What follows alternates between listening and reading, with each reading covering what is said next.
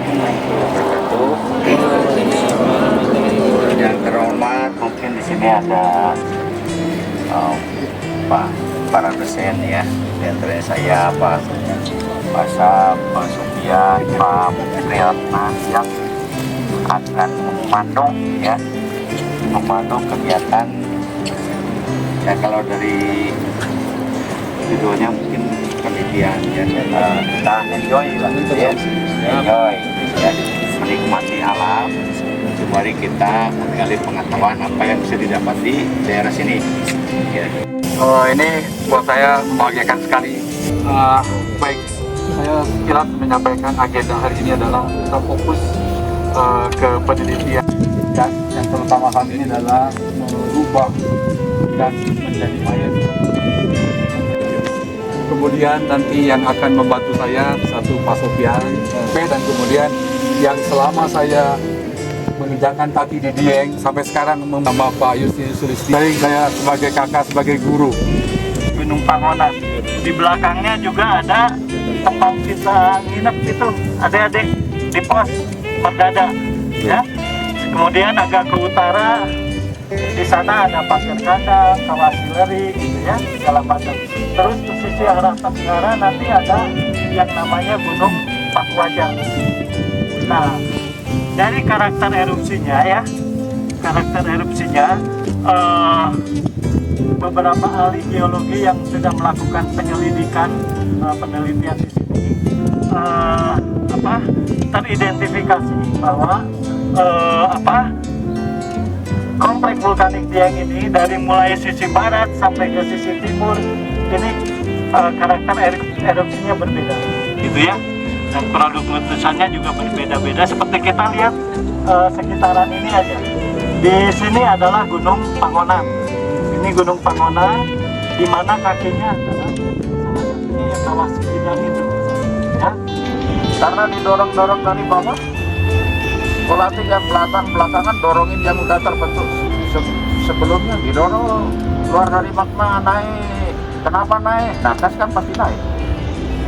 Nggak mau belok kiri kanan, karena berupa volatil atau gas naik. Di situ juga ada H2O naik. Gasnya sampai mana? Itu yang diukur Pak Bani. Yang dari magma mati itu ada di situ. Yang kalian cium ada bau-bau belerang kan sampai situ. Berasal dari magma, naik sampai situ. Nah, apakah gasnya itu mengandung emas, mengandung perak? Emas, perak, tembaga itu akan larut di dalam air. Sebagai apa? AuCl, AU, H2S. Sebagai apa? Ion-ion yang bermuatan negatif. Disebut juga kompleks sulfida. Jadi atau kompleks klorida kalau dia berkawan dengan klorida. Jadi kenapa gasnya nanti nggak ada emasnya? Karena emas naik di dalam masa sulfida. Kalau kalian ingat ada webinar oleh Juki tentang ligan. Nah, jadi emasnya itu kenapa bisa naik? Dia membentuk kompleks sulfida AU HS minus 2 atau berapa itu. Nah, karena berupa bermuatan negatif, artinya dia sebagai larutan di bawah air bisa kemana-mana itu, karena dia larut. Beda kalau dia butiran akan tenggelam, tapi ini larut ya, air kemana-mana dia ikut sampai ke permukaan sebagai kompleks sulfida. Di situ ada emasnya ikut bersama H2O. Yang perlu digarisbawahi, dia ikut bersama H2O untuk air panas atau air hidrotermal.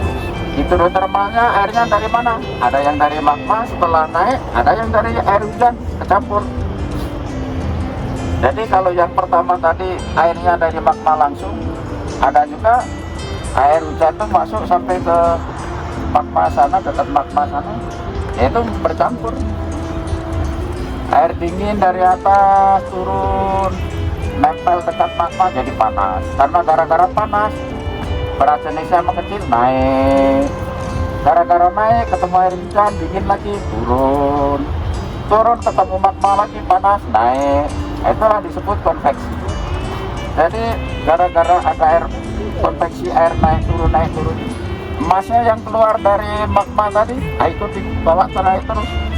Ini ada suplai air lagi, ada emasnya lagi naik ke atas, sehingga proses itu bisa ribuan tahun sampai 100.000 tahun. Misalnya emasnya itu dari magma dibawa keluar mengisi celah-celah yang dia lewati. Kenapa bisa mengisi celah?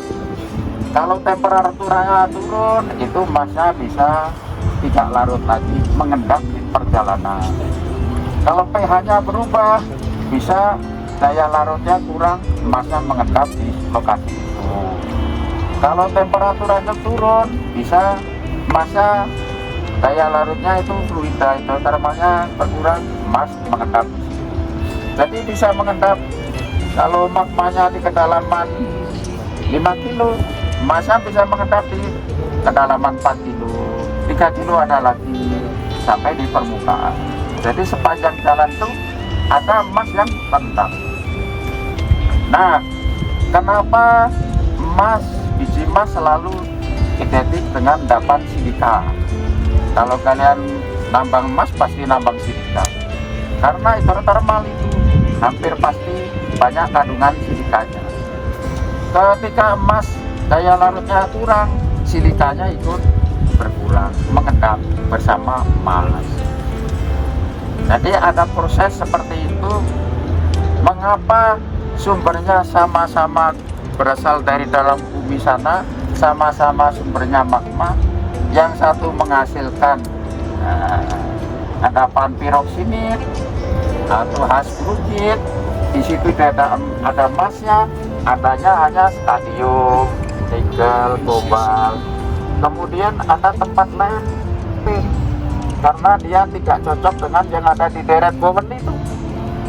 Mulai plagioklas sampai ortoklas sampai kuarsa, dia nggak cocok mengkristal di dalamnya, membentuk kristal sama-sama. Jadi tidak cocoknya itu masuknya sama-sama membentuk satu kristal yang isinya piroksid dan emas, atau membentuk kristal plagioklas bersama emas di dalam satu susunan atom. Tapi dia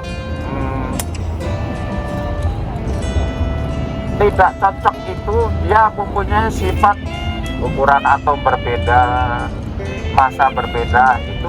Itu nanti ada di tabel periodik. Kalau diameter atomnya jauh berbeda, dia nggak cocok. Ukuran atomnya sama, itu cocok emas dengan sulfur. Itu mengapa dia nggak cocok, ukuran atomnya jauh berbeda. Itulah proses, sehingga kalian kalau nanti ketemu silika ada di sini, dulu di bawah lidah ada emasnya, ada arsennya, ada merkurinya, udah kita analisis. Jadi penelitian yang lalu diajak Pak Parpar juga.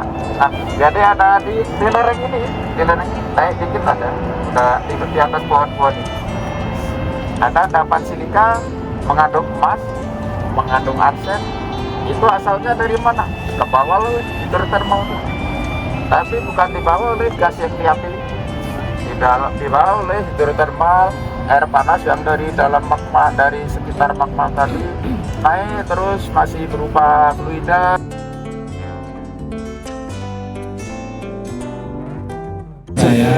Saya Justinus Lestio, dulu bekerja di satu teknologi dan edukasi teknologi yang ada di Pendidikan di Jogja. Pekerjaan saya pertama adalah